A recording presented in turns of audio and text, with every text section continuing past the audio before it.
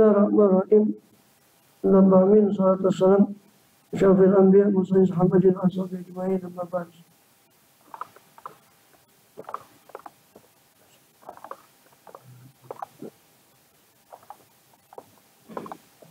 Ya, terakhir kita masih melanjutkan kitab Ihya Ulumuddin. Terakhir pada apa namanya, masih di pergeseran masih di mayubaddal min alfadzil ulum, di pergeseran apa yang diganti daripada makna-makna istilah-istilah seputar ilmu, istilah-istilah seputar ilmu.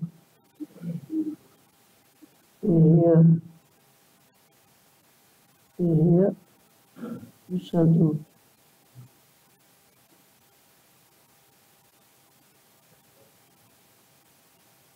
Nah, terakhir sampai di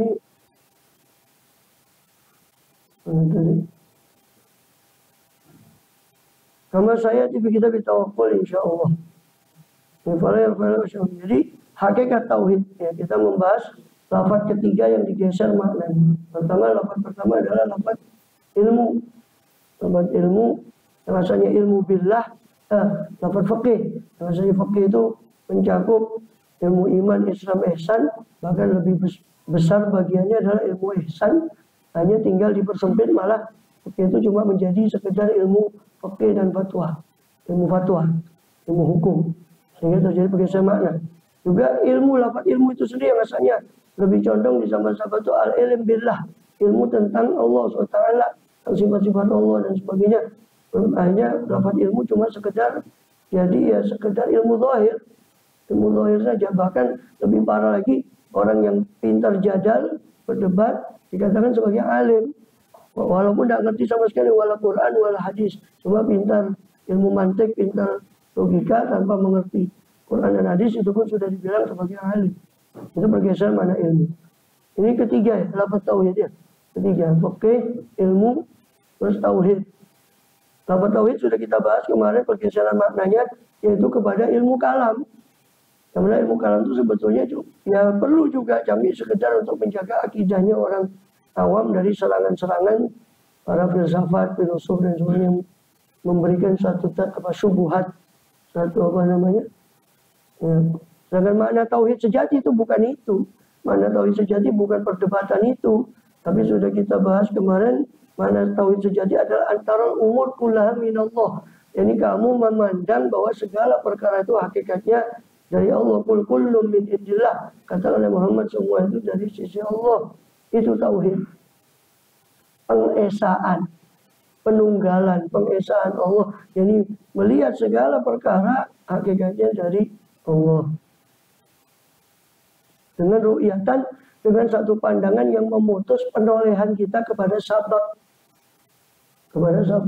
Maka orang yang sudah bertauhid, itu sejatinya dia melihat al-khair wa syarr, tidak melihat khair dan syarr kecuali dari Allah. Ya. Dan orang yang bertauhid ini ada marotib, ada tingkat-tingkatannya. Ya, ini paling tingginya derajat ahli tauhid. Itu memandang segala sesuatu itu hakikatnya dari Allah. Ya. Sehingga dia meskipun banyak amalnya, dia tetap takut akan azab Allah, takut akan hijab. Ya.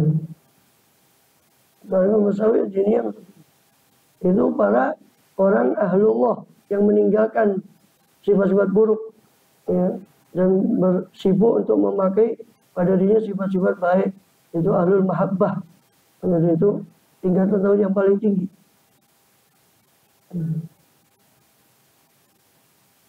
Muwahhidin ini punya banyak tingkatan. Para ahli tauhid ini punya banyak tingkatan. A'la wa tauhidul khalis. Yang paling tinggi adalah tingkatan tauhid yang murni. Dan dari situ ya tahakkuk bil muwahhid, yang mana dengan tauhid yang murni ini bertahakkuk, meneguhkan diri para ahli tauhid setelah menafikan ru'yatul fana, menafikan penglihatan tentang leburnya dirinya. Seperti Habib Syekh bin Abdullah Idrus membahas dalam kitabnya Sirajut Tauhid, yang saya bahas biasanya ahad pagi itu. Untuk beliau membahas bahwa paling tingginya ketika tinggal para muwahhid itu sudah capai tingkatan paling tinggi, bahkan mereka tidak melihat tauhidnya itu sebagai tauhid kepada Allah, masih melihat cacat pada pentauhidan. Karena mereka merasa tauhid yang sejati adalah yang diketahui oleh Allah sendiri, itu tauhid sejati tentang zatnya. Namun tauhid yang mereka ketahui, mereka tidak menganggap itu sebagai.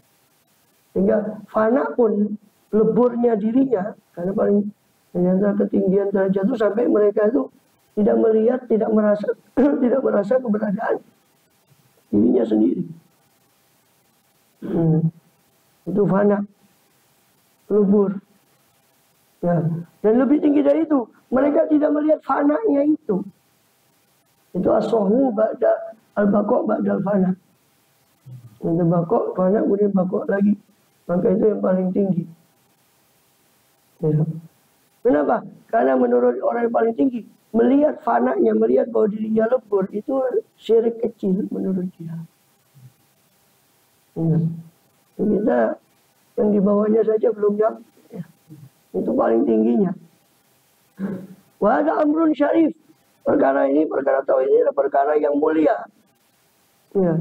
Yang terhasilkan dengan apa? Dengan tauhid ini segala kenyamanan. Dan ajal Allah syarabah sirf. Sebab hadrat, tingkatan hadrat orang yang tauhid di sisi Allah, itu ibarat diberi minuman yang murni dari hadratul jamal, dari hadrat jamal, dari hadirat kemahaindahan Allah Ta'ala. Jamalul zat, jamalnya zatnya Allah Ta'ala. Sedangkan yang sebelum itu, yang tingkatan di bawahnya, itu hadratul jalal, masih tercampur dengan keagungan Allah Ta'ala. Sehingga para orang ahli suluk itu sebagian membagi kepada 3. Ada jalali, ada jamali, ya, dan ada kamali. Ada jalali itu penglihatannya lebih kepada sifat jalal Allah, Allah Majabbar, Qahar, Mutakabbir. Melihat kemahaagungan Allah, sehingga mereka lebih cenderung kepada syariat. Sedangkan jamali itu melihat kemahaindahan Allah, Rahman, Rahim, Latif. Sehingga mereka lebih cenderung kepada hakikat. Kamali itu yang di atas itu tadi. Itu mengumpulkan antara jalal dan jamal. Ya. Karena dia sudah taroki, sudah naik kepada musyahadah. Yaitu anta'budallah ka'annaka taroh. Kau menyembah kepada Allah seolah-olah kau melihatnya, musyahadah. Maka itu dari wafat yang hakikiyah. Rukun hakikat tadi hakikat jalan. Karena dia sudah memenuhi haknya hakikat. Dan itu bukan berarti orang yang sudah hadrat jamal itu lebih condong kepada hakikat, bukan berarti syariatnya dilepas. Syariat, hakikat, dan itu selalu masuk. Namanya syariatnya selalu ibaratnya 2 mata uang, yang 2 sisi mata uang yang tidak bisa dipisah. Hakikat tanpa syariat, ya, batil. Syariat tanpa hakikat, atil. Ya. Hakikat tanpa syariat, batil. Hanya jadi kesasar itu. Merasa sudah, yang penting ilmunya. Ma'rifatullah sudah merasa dah. Ini ada nih semacam ini alir. Ngajar ya, tariku sampai tariku sholat. Alhamdulillah. Merasa sudah sampai kepada hakikat. Lembahnya hakikat itu kan Kanjeng Nabi. Lah Kanjeng Nabi itu masih bengkak. Tidaklah sholat dah bengkak-bengkak. Bengkaknya karena apa? Asam urat. La ilaha illallah.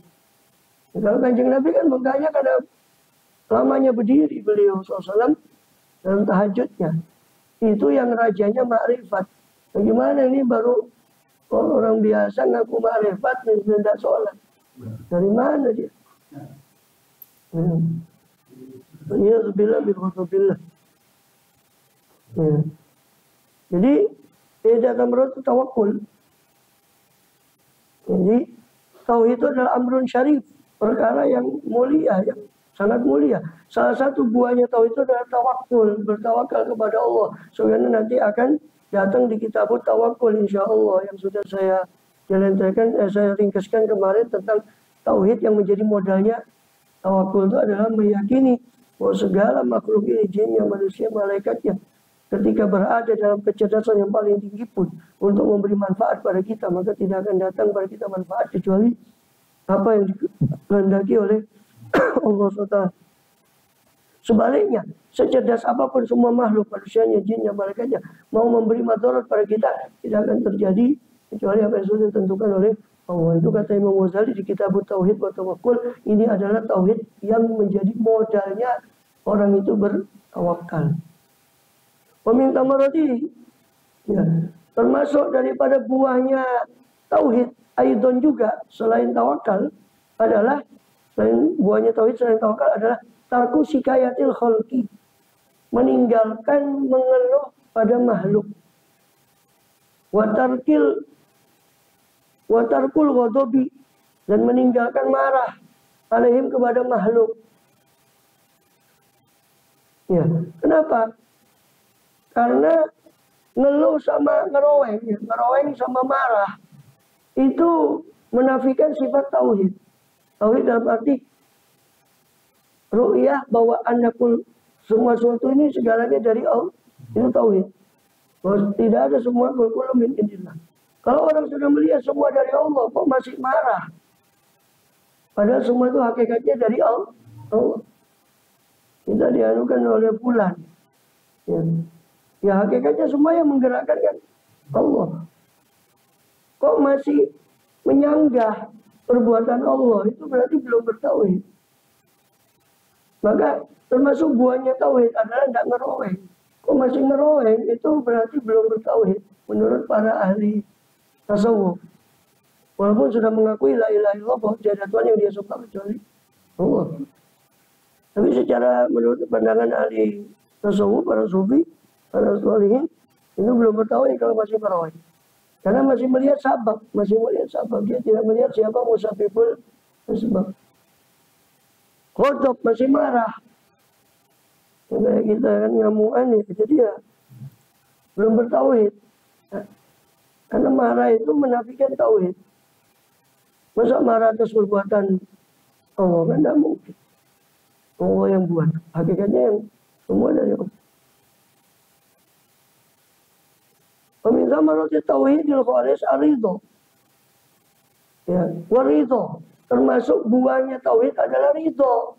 Dengan apa yang Allah takdirkan, wa taslimu, dan taslim, berserah diri li hukmillahi ta'ala, kepada keputusan Allah dengan lapang dada. Itu buah-buah tauhid. Dan buah-buah tauhid yang tadi yang kita sebut ini tidak mungkin dicapai dengan perdebatan, dengan ilmu kalam, tidak mungkin bisa menghasilkan buah tauhid. Makanya idah tamaroti, dan ada apa idah tamaroti, apa salah satu buah-buahnya tauhid itu qaula Abi Bakrin, ada perkataan Sayyidina Abu Bakar As-Siddiq radhiyallahu anhu, lamma qila lahu fi maradi, ketika dikatakan pada Abu Bakar Siddiq radhiyallahu anhu fi maradi, dalam sakitnya Sayyidina Abu Bakar, menjelang wafatnya Sayyidina Abu Bakar, waktu sakit beliau, dikatakan oleh seorang kepada beliau, kepada Sayyidina Abu Bakar menjelang wafatnya, anak lu bulakat tabib, apa mau kami carikan bagimu dokter, wahai khalifah? Katanya orang. Apa jawab Abu Bakar? Qala at-tabibu amradoni, justru dokter itu yang membuat saya sakit, yaitu Allah. Mau cari dokter mana kamu? Dokter itu yang membuat saya sakit. Mau cari, maksudnya at-tabib di situ Allah. Allah yang membuat saya sakit. Mau cari dokter mana? Saya pasrah. Bahkan orang harus ikhtiar. Nanti dulu. Itu pembahasannya panjang. Silakan dilihat di kajian saya tentang kitab tauhid atau tawakkul di YouTube itu, dari Ihya ini juga. Tapi di kitab tauhid atau tawakkul. Itu bukan makomnya, jangan dicoba.